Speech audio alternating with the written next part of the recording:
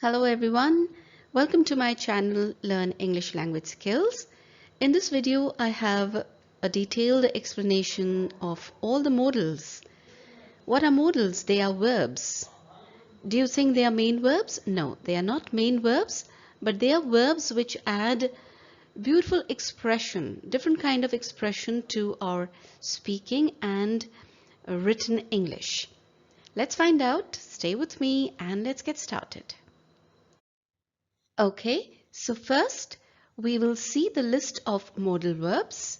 Here they are: will, would, should and ought to, can, could, may, might, shall and must. They are in the positive form. In the negative form it would be won't, shouldn't, couldn't, shan't, mustn't.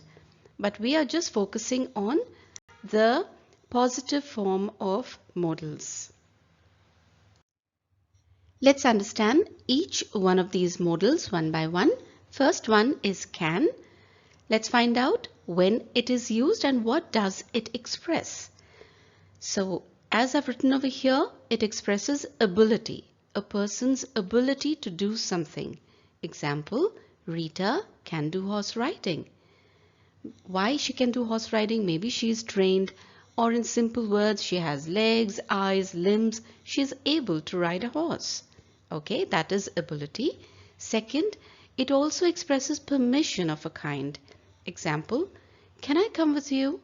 However, I'm not very fond of using can in the sentences where I'm asking permission. I would rather go for may, because may adds politeness in your speaking, but as a rule you can use can also for permission. Last one, it expresses offers. Can I help you? Okay, I hope this one is clear. Let's move to the other modal. Could. Now very simply to understand, could is used as a past tense of can. What does it express? It expresses possibility. How? Let's see. His confession could be true. Let's believe him. Could be true. That means whatever he is saying, it is possible that he is speaking the truth. Second, it is the past ability. Let me explain it with an example. Ronnie could skate when he was 5 years old. Now here we are expressing a past ability of a person, that he could skate then, but now he can't. Okay. Third one, it expresses permission. Could I speak to your manager? Could. It adds politeness. If I compare can to could, I would rather use could I speak. Okay. Request, could you pass me some salt please? Now here I don't want to use modal can you pass me some salt please, because can doesn't add that politeness. Could you pass me some salt? It gives me a nice flair in my speaking. That is, I am requesting very politely. Hope it's clear. Let's jump on to our next modal, which is waiting for us. So this one is may, our next modal.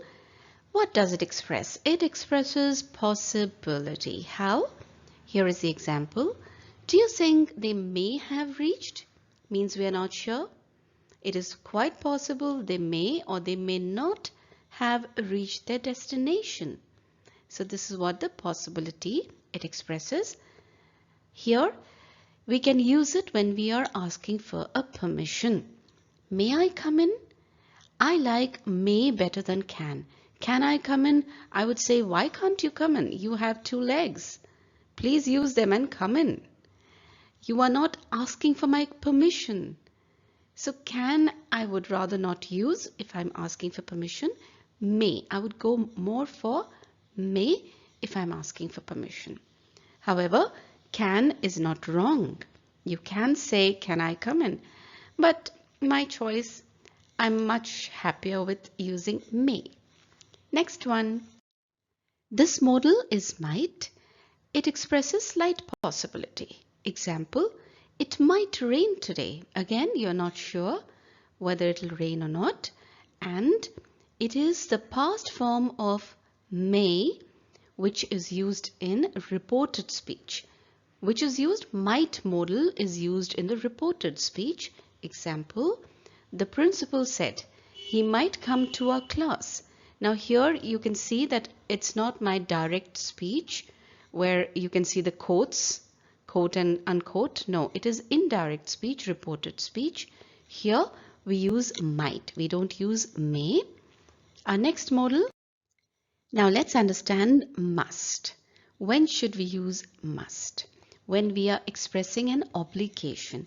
What is the meaning of obligation? That it's your duty. It is compulsory. For example, you must wear a mask. You're not giving any options here.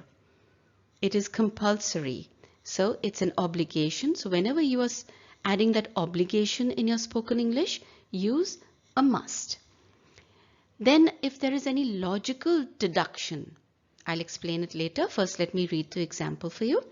You must be really exhausted after your long flight. Now, it is quite logical. If it is a long journey, long flight, obviously you will be tired. It's as simple as that. So it is a logical assumption. When must is used when things are logically applicable. That after a long flight, you've got to be exhausted. Right, next one. This modal is should, very commonly used in our spoken and written English. My students have asked me the difference between should and ought to.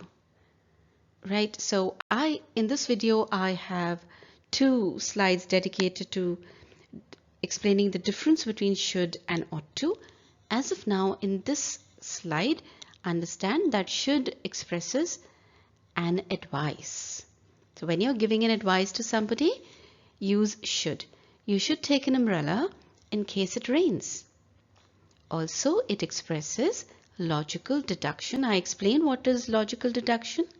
So here again, same thing. Logical deduction here.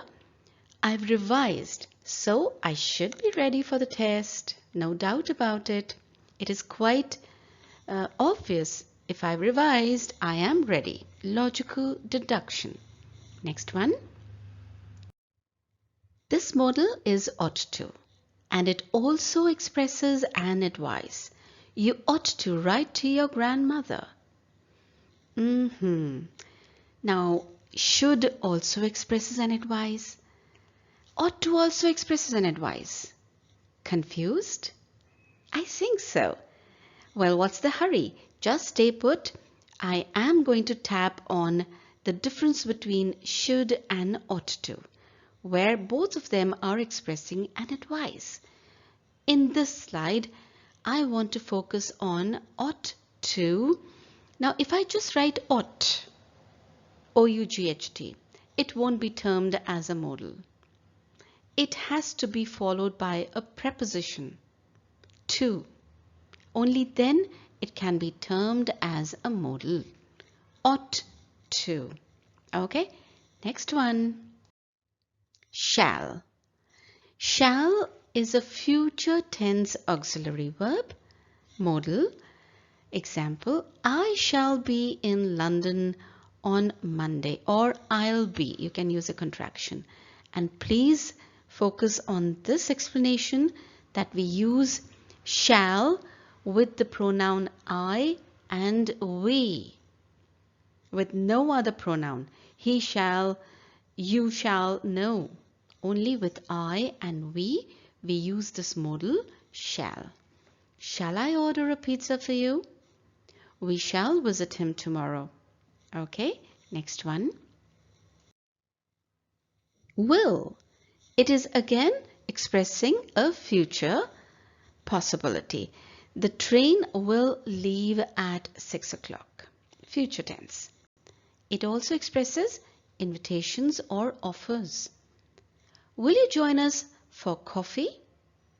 So it is a kind of an invitation or an open offer.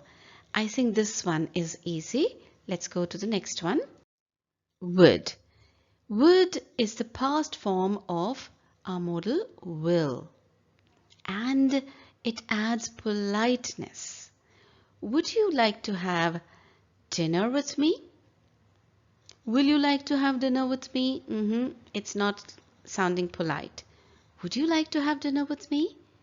Isn't it better? I think so. And it reports a past conversation. He said that he would talk to me after 9 p.m. A past happening. As I said, it is the past tense of will. You can't say, he said that he will talk to me. No. If you're using a will, don't do that. He said that he would talk to me after 9 p.m. because you're reporting a past happening event. Next one. Voila! Okay, we have reached that favorite slide of ours, should versus ought to. Okay, I want your attention here. First, I'll be reading the definition, the difference, and then I'll be explaining it. Should is used to express obligations, suggestions, or advice from a personal point of view, whereas ought to is used to express obligations, suggestions, or advice that is correct ethically or correct according to society's point of view.